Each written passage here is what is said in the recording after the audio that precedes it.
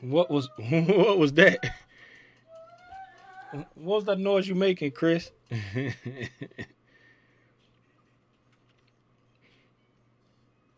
What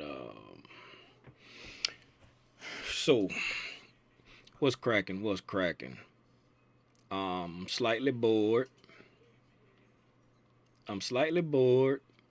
I supposed to be getting my slides together for Tim's Tidbits tomorrow. And what's up, everybody tuning in? Uh, but I said, I'm gonna jump on for a little bit because I didn't get a chance to do like I usually post a couple videos of like my thought process of what I had going on for the day or for the weekend. I don't think I did that. Hey, yeah, we live on Saturday, baby. Hey, baby. But yeah, I didn't get a chance to post like my thought process. I didn't get a chance to post my thought process Thursday and Friday. I think Thursday I might have been what's up, Keisha? I think Thursday I might have been mad about something, and Friday I don't know what happened Friday, but I decided to jump on and share my thought process, kind of in hindsight. I guess it always be hindsight because I always do it like at the end of the day when the market be doing. I'll post a quick little story, but I didn't get a chance to do it. So anybody that's tuning in, what's up, Quantity the Young Bull? What's cracking, nephew? Anybody that's tuning in, I'm gonna just go over like my thought process of some things that I did last week, some things I did um right, some things I executed perfect, some things I didn't execute perfect, and my thought process behind it, and to share, my thoughts. Everybody who be tuning into Tim's Tidbits, y'all pretty much know that I pretty much only watch the Spy, SPX, and the ES. If you got questions about anything else, I might be able to help you, but that's my thing. I do. Switch over here to my desktop real quick, and I'm gonna pull up one of my favorite sites, Trading View. I'm gonna go to Trading View, and I'm gonna pull up the Spy. Let me see. I probably already got it up. I do. I already got the Spy pulled up. So what I'm gonna do? I'm gonna go through like my thought process on stuff that I Oh yes, all love Quantity. I'm gonna go through my thought process of some things that I did last week. So last week with the Spy, let me make this a little bit bigger in case y'all can't hardly see it. Let me check my screen over here, see how it look to y'all. As Chris E's in the background, what's up? That's my youngest back there. But I'm gonna blow it up so y'all can see it. Last Sunday on Tim's Tidbits, we was like right around here. I think it was the 10th. So this is the 8th and this is the 11th. So we was here. These the last two candles we had built out last Sunday. And if y'all remember, I said we was in a funny spot. The market was in a funny spot because if we ran like a fib, we ran a fib for a retracement from the high back here on September to add in my way so I can't see. I think it's September the 2nd. But if anyway, if we ran like we supposed to be going down. I'm thinking bullish. So let me reverse this. So we ran a fib from that high to this low, right? Right here. So and we was right around here at like a retracement. We was right around a retracement for going down. We was going, which high did we use? We used the latest high, I think. If I can get this. I think we used the latest high. We was like we was at a retracement. Was it the latest high? Why can't I grab this? There it is. Was it the latest high? Yeah, it was the latest high. Yeah, the latest high because we was at 79%. Like we was at a retracement for going to the downside, so the market was in a weird place. We was like it's in a weird place.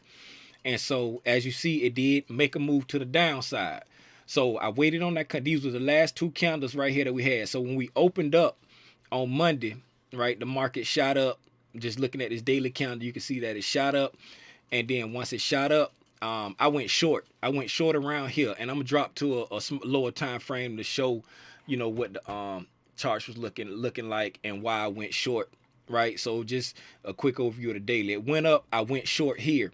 So as it came down, I stayed short, and when I went short, I bought some contracts for this Friday, and I bought some contracts for next Friday. You know what I'm saying? Because I try to buy time. And the reason why I buy two different expiration dates like that is because I don't want to stack all my eggs in one basket. I have one that's going to move faster than the other one. One that's going to gain the money quicker, and one that's gaining a little bit slower. What? Oh, shout out to homie Mike McIntyre all the way from Cali tuning in. What's up, Mike? So the one that's for this Friday expiration, the premium on it is gonna move a little bit faster than the one that's for next Friday. So I went in right around here somewhere in there, and I'll pull up the lower time frames to show you. So it came down. I stayed in, and when we got to when was that? That was let me see. That was Monday, Tuesday.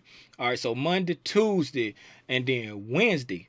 On Wednesday, when I woke up from my nap, the price action wasn't looking right. The price action wasn't looking right on this day right here.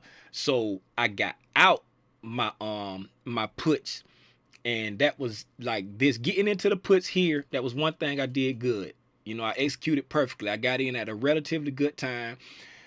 Getting out my puts down here, that was the second thing I did relatively good, because the price action wasn't looking right. So I was like, okay, I'm getting out of these puts because and then I'll show you why I got out. And then the thing that I didn't do quite right, one thing I didn't do quite right, I tried to get into some calls on this day right here. I tried to snake the chain.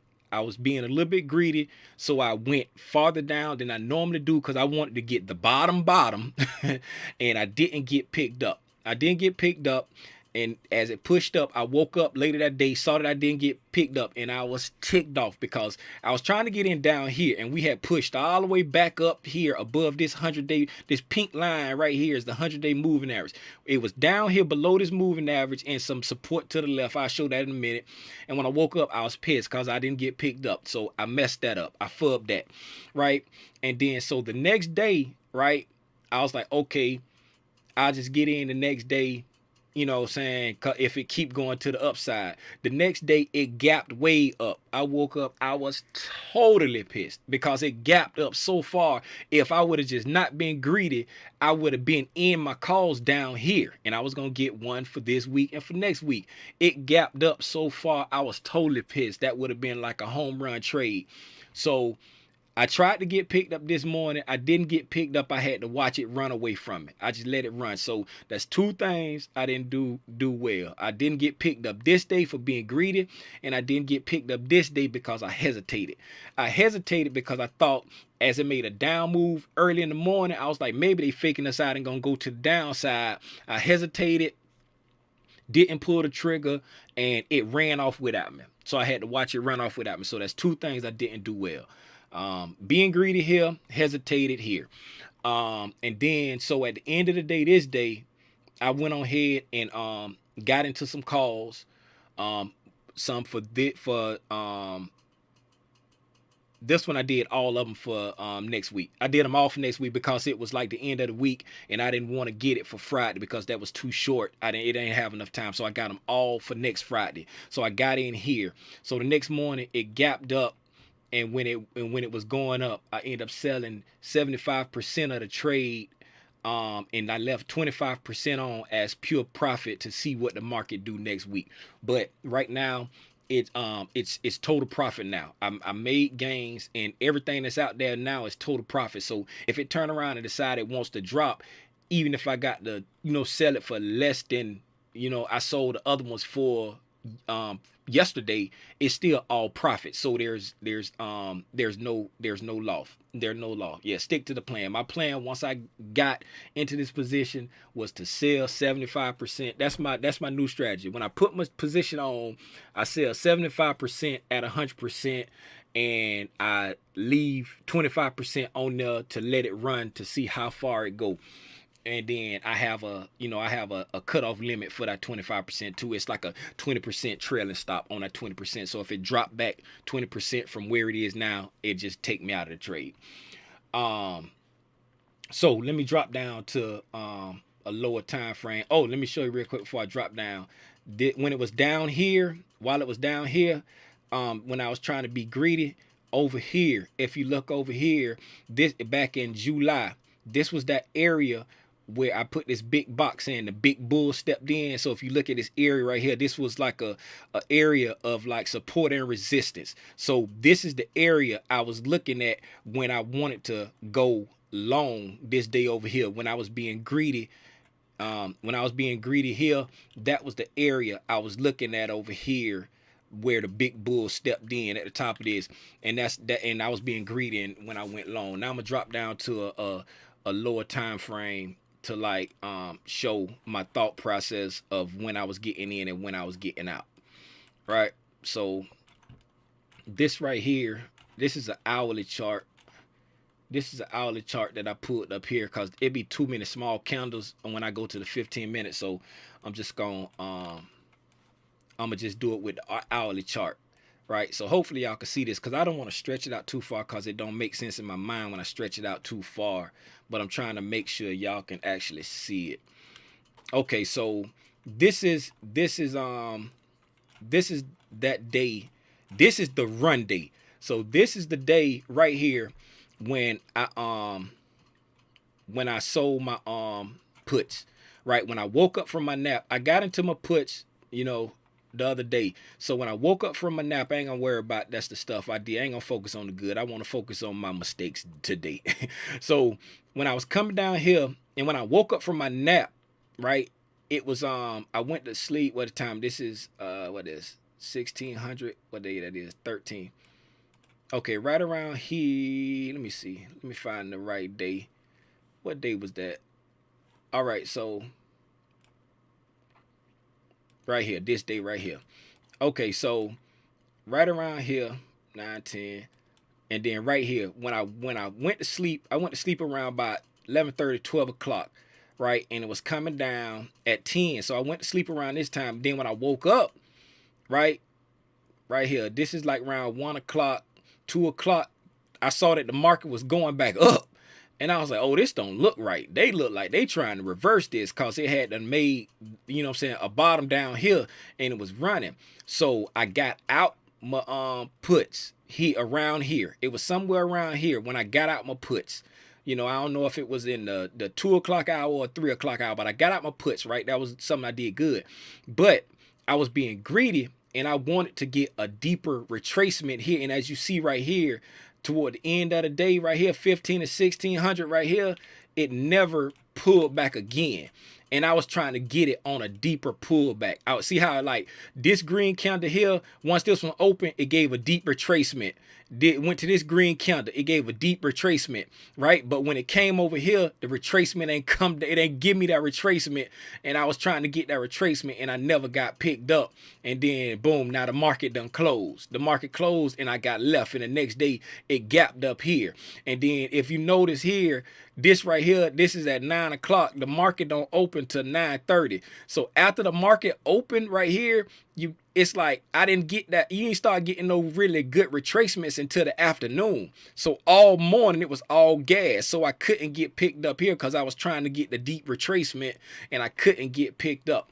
And so I just had to watch it run. And then I end up getting in like right around somewhere around, it probably was somewhere around here, because this toward the end of the day. I got in at the end of the day, and if you see like how it's got a deep retracement right there, how it pulled, and when I say retracement, I mean the candle, it pulls back and then it goes back up. So I probably got in right around here, because I got in on a retracement somewhere. Like it went up, it pulled back, and then it went. So I probably got in like right around here when I got my calls. And then I sold my calls right around, it was like at the end of the day, because I was in the truck with the boys. So it was like probably on this red, either this red candle, yeah, it had to be this red candle, because it was right before market close. So it was like right around here is when I sold 75% of my position, because I was like, that was my plan, sell 75% at 100% of my target, sell 75% of the position at 100% and leave 25% on. That was my plan of execution. I always stick to the plan. So yeah, man, I just was I was bored, and I just wanted to come on and share my thought process of what I was doing throughout this week. And as you can see, I trade off of levels, and I use like support and resistance. I ain't got a lot of stuff charted on TradeStation because I don't chart on TradeStation. I just use it to like look stuff up, and I be making like little notes and lines. But if you look at them areas of support and resistance, those be good spots to get in for your swing trades. That's how I get in on my swing trades, and I like to get in. You can just jump in like at the mid price or at the bid, but sometimes I like to try to put in a lower price to try to get in on a retracement. You know what I'm saying? Yeah, ain't no thing on corner, man. Y'all, if y'all got any questions real quick, man, put something in the chat. Stick something in the chat, and I see if I can answer it. I see if I can answer it. But I just want to come on here and, share that with y'all, man. It's like, you don't always do stuff perfect in this trading and investing game. It ain't always perfect. I know a lot of people like to focus on win. Yeah, I did happen to get a trade that I won on. Well, actually 2 trades that I won on this week, but I made some mistakes. And one mistake was I was being greedy and I was trying to get picked up. I was trying to get picked up a lot cheaper than I should have. And one mistake I made, I hesitated and I didn't follow my conviction, and I didn't get picked up, and I missed a huge trade. What's your sentiment for next week? Next week I'm still bullish. I'm still bullish for next week, but I don't know. I don't know because the market is in a funny place. And let me pull up the chart to show why I'm bullish for next week. Right. So, I hit the wrong thing. Let me come here. Did I pull it up? Oh yeah, I hit the right thing. It's up there. Okay, so let me put this on I'm gonna put it on a weekly candles, right? I'm put this on weekly candles. And the reason why I'm bullish for next week, make sure y'all see this. This is weekly for the SPY, for the SPX, right? And if you look at these weekly candles, right, this is a real strong, you know what I'm saying? The buyer stepped in with a lot of volume, pushing the week positive. And then this week right here, we just finished, it's average volume is not way above, but it's slightly above average volume. But look at the buying pressure. When we started out the week, we were falling. And when we got down here to where these big bulls stepped in July, look at all this pressure from the buying side push, and we closed right at the highs of the week. The sellers couldn't step in on Friday and push it back down. All of this buying pressure came in on Thursday and Friday. And let me break it down to like days. All this buying pressure came in on Thursday and Friday. Right? So here we go here. We got Friday, Thursday, Wednesday. Started Wednesday. So we got Monday, Tuesday, right? We was coming down, and then Wednesday we were falling. We were falling, and then the buyers stepped in and pushed it up. You see what I'm saying? And then the sellers fought back a little bit. They brought it back down. Then it gapped way up. Since it gapped up, the sellers couldn't come back down and close this gap. They came down a little bit, and the buyers pushed it up. It gapped up again. The sellers pushed down a little bit, and they pushed it up. So my sentiment is bullish because it's showing that, like, to me right now, what the market is saying from here, what the market is saying to me right now, this is my sentiment, and I would change on a dime. I don't care. I ain't loyal to nothing when it comes to this market. I change. I go with the sellers and I go with the buyers. But it's showing me like here from let me see if I can move this out of the way. All right, so from September 2nd, right, down to here, right, what the market is doing, it came down, it went up, it came down and retested. And then it started coming up, and then when it came down, it couldn't get as low either time. This low here, when it came back down this third time, it couldn't break either one of those lows, and the buyers stepped in with a lot of force. So this, to technical traders like myself, this is a lower low. And then whenever you get a lower low, when you're in a downtrend, that's showing signs of a reversal. And after this lower low, you got a lot of buying pressure back up. So that's why, in my mind, to me, my sentiment is from September to October 4th, that was the pullback. I think the pullback is over for right now. That's what the market is showing me anyway. I ain't gonna say I think. The market is showing me that the pullback is over because it made a lower low and the buyer stepped in with heavy force. So I'm looking for it, you know what I'm saying, to go back up. Like this is October. This is October. So it can, like, theoretically October pulls back at least like almost a percent. So let's go back to where October started. Where's October? The beginning of October. So it opened here.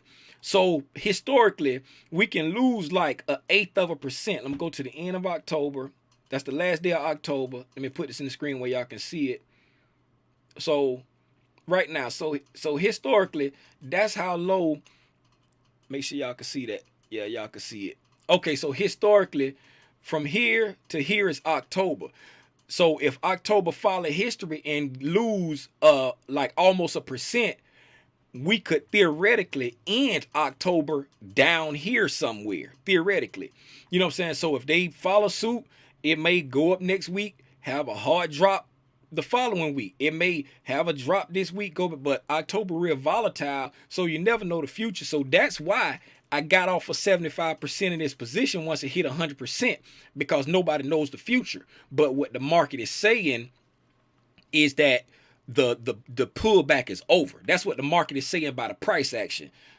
So my sentiment right now is bullish. If I get up Monday and, you know what I'm saying, we have a slightly bearish day and then come up, that won't shock me. You know what I'm saying? Because after 3 days of running up like this, I expect somebody to take some profit or do something like that right there. You know, but I'm still bullish for the week until they show me something different. What was the other question I seen over there? Appreciate y'all too, man. Appreciate y'all too. Do you always get a retracement from the yeah, most of my interest, I get it off of either a 50%, anywhere from a 50% to 80% retracement. Like the 50% retracement, I rarely go for those. I usually go for a 62% retracement or a 79% retracement when I go for my 62, 7. Let me see how I got my fib set. 62, 70, or 79% retracement. That's what I be trying to get. I rarely go for the 50.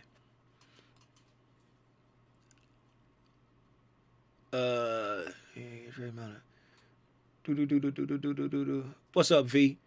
I appreciate you too. I think that's it. I don't see no more questions, man. So I'm gonna give it about 20 more seconds to see if anybody got any question, and then I'm get out of here. I'm check something real quick on my phone. Okay, y'all got it. Y'all ain't got no more questions. All right, what's up, Draco? Hey man, before I get out of here, if y'all do something, put it in the chat. I know Draco got finance on fleek and that other thing. If y'all do something, put it in the chat. Each one teach one. Golly, what's buddy name with the kennel? I can't think. Man, I'm sorry, I forgot your name. I got it in my phone somewhere. Buddy name with the kennel.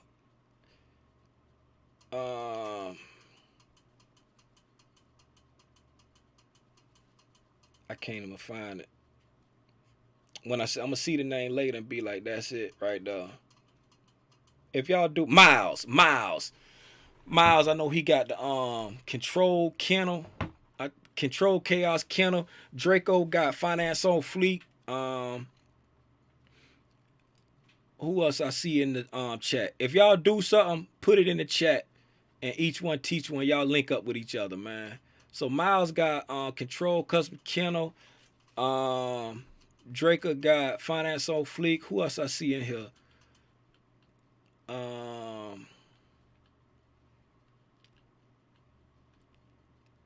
Did I see? No, I didn't see. I didn't see Travis in here. Travis be doing the food stuff. What, Quentin? What's Travis thing with the food, man? I can't think of Travis thing. Scott Creations, I think it's called Scott Creations. He be doing the food thing. I believe it's called Scott Creations on Instagram. So yeah, man, appreciate y'all for tuning in. Tomorrow, Tim's Tidbit, we gonna be risk management. It ain't gonna take too long to go through that. And somebody say what I think about the gap. What do you think of the gap? Seems sus to me. Yeah, the gaps. That's another thing that's like got me. That's why I say we still could come back because it's October and October real volatile. But just the price action that has been given right now, the price action that has been given, it is showing like the bulls done took back over. That's what the price action is showing. So if we don't come back and fill these gaps within the next week or two, I think we'll come back and fill them in December. In December, when we get ready to go through Quad Witch in December, if we don't come back and fill them in a week or two. But that's the only thing that's got me that's why my plan was to get off 75% of that bullish position, because like I say, it's October and we don't know what it's gonna do. And for anybody that don't know what I'm talking about, because I done took it off the screen, these gaps right here, we got 2 daily gaps right here. This is a daily gap there, this is a daily gap there that needs to be filled. And if we don't come back down and fill both of these gaps, if we might come back down and fill at least one, but if we don't come back, cause to come down and fill both of them, both of those gaps, that's like almost 2.5%. And that's a big. I don't think the Bears got that much gas left in them for this correction period. I don't think they got enough. I don't think they got enough for 2%. But we'll see. What's up, Tasha? How Snoopy doing? How can you? Man, my chat getting smaller and smaller. How can y'all excuse me for 1 second. Let me pop this out. Cause my chat getting little on me over here. It keep. Okay. Well, they said, how can you? I saw something that said, okay, how's your camera so good? Oh man, it's a Canon C200. That's why it's so good. It costs a lot of money. What do you think? Them gaps look suspect. Yeah, I saw that. I believe he said it's a Canon. Yeah, it's a Canon C200. His camera is dope. Man, y'all on the camera, man. Okay. All right. So everybody done dropped their stuff out there on Amazon and close above 200. I don't even look at Amazon. Only thing I look at is the SPY, the SPX, and the ES. That's all I look at. I pull up the chart real quick and peek at it, but I'm not an Amazon trader, so I ain't even gonna try to play like I don't know everything about every stock. I know my stocks. If you ask me something about the SPY, the SPX, or the ES, I know that. The rest of the stuff I can look at the chart and speculate, but just looking at this Amazon chart right here and the way Amazon took off, this is a really bullish candle. This candle really bullish. It would take, and just looking at, okay, let's look at this right here. For this downtrend, let's look at the volume on this downtrend. The volume was real strong here, and the volume got weaker and weaker and weaker and weaker. And then we blasted off on this day with super strong volume of going back to the upside. So this is a really bullish candle. And anytime you usually see a candle this bullish, 9 times out of 10, you're going to have a day 2. So if anything, in the short term, I see Amazon still being bullish right here unless something come out in the news to knock them down. And that's just going off looking at the chart. I don't trade Amazon. I don't know nothing about them, but just looking at the chart, that's what the chart's saying to me. They may use the news that put the side right now. That's in there for the okay. Yeah, Quanta be on it now. Y'all better listen to the young bull. Snoopy Sleep, that's what's up. How that ES looking for next week for the bullish? Yeah. That's why I'm saying my sentiment's still bullish right now for next week for the ES and the SPX. I'm still bullish. My sentiment is bullish right now because of the price action. What the price action been saying. I had went through that already, but you know the way on the downtrend, the volume eased up. The when they hit that old area of support from back in July, I think it was. The Bulls stepped in with full force, and in over 3 days they just mobbed over the Bears, and they finished at highs. They finished at the high of the week, and the Bears couldn't push them back. So I'm thinking bullish for next week unless they show me something different. That's my mindset, but I will switch at the drop of a dime. I'm not loyal. I'm not loyal to this market. If I'm thinking bullish, and that's how you got to be. That's how you got to be with this market. If you thinking bullish and they show you bearish, switch. Just switch. Don't get caught up in your conviction, because I've done that so many times. I get caught up in my conviction, and I turn. Kiki be telling us, don't turn a losing trade into a winning trade into a losing trade. Don't do that. So if your conviction is bullish and they start showing you bearish, switch your hats. Put on your different suit. But right now, just looking at the price action, I'm thinking bullish, and I think we might come back in December and fill those gaps. But like I say, this is October. October really volatile, so we may do all that work in October. I sell them and I buy them. That's it.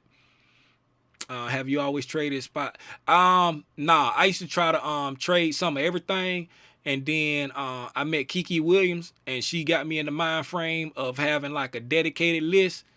And so after going through trial and error and heartbreak and 808s and heartbreaks like Kanye West, I settled on the SPY, SPX, and the ES, because I found out they was all the same thing, and I can make money on options with the SPX and the SPY, and I can make money on futures with the ES. And I trade the SPX and SPY kind of funny. I use the ES to make my entries on the SPX and the ES. I mean SPX and the SPY. Like, I look at the ES, I watch the ES, and when I get my retracement on the ES that I'm looking at, then I put in a bid for my options contract on the SPX or the SPY based off what I'm looking at on the ES, because they the same thing, except the ES just trade 23 hours a day. So that's why the candles look a little different, because you will see a gap up on the SPX and the SPY, but it won't be no gap there on the ES, because they were excuse me, either buying or selling the whole night.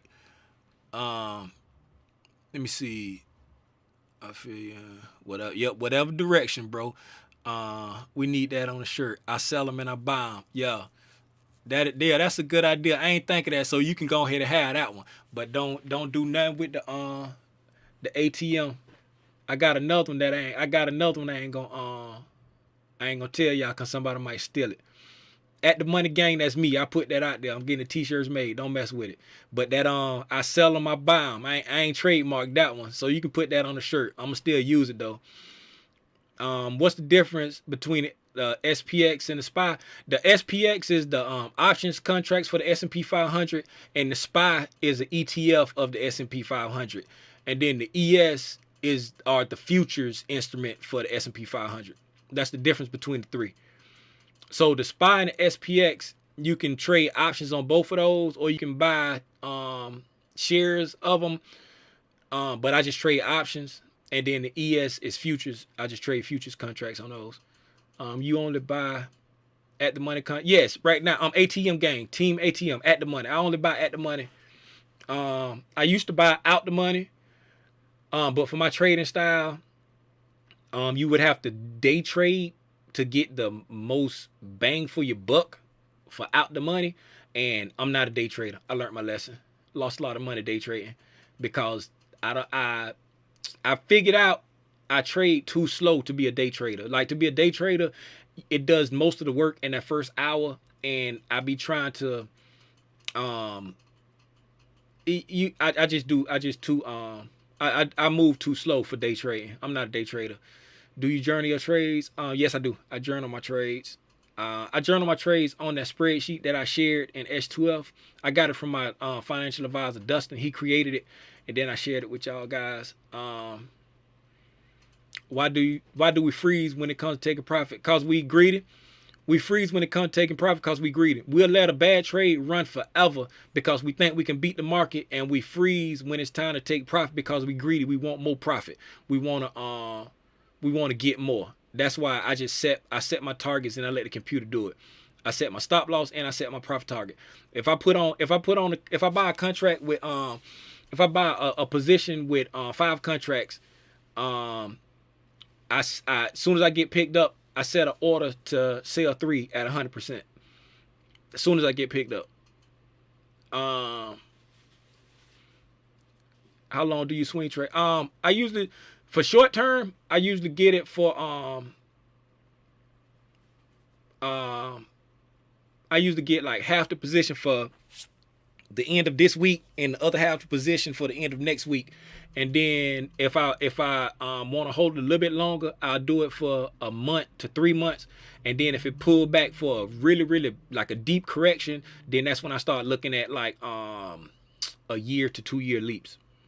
And but that's got to be a deep like 10 to 15% correction to try to buy my leaps.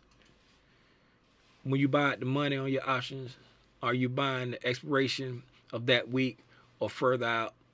It don't matter. If I'm doing for this week, next week, 3 months from now, a year from now, I'm buying at the money. I'm going at the money. Now, if I go like a year, I will say I will buy out the money. If I'm going for like a year to 2 years, I'll go out the money. But I don't the farthest out the money I go, I kind of use if it's below, like just say if it's at the 100-day or at the 200-day moving average, I will only go as far out as whatever the 50-day moving average is to go out the money to buy my position.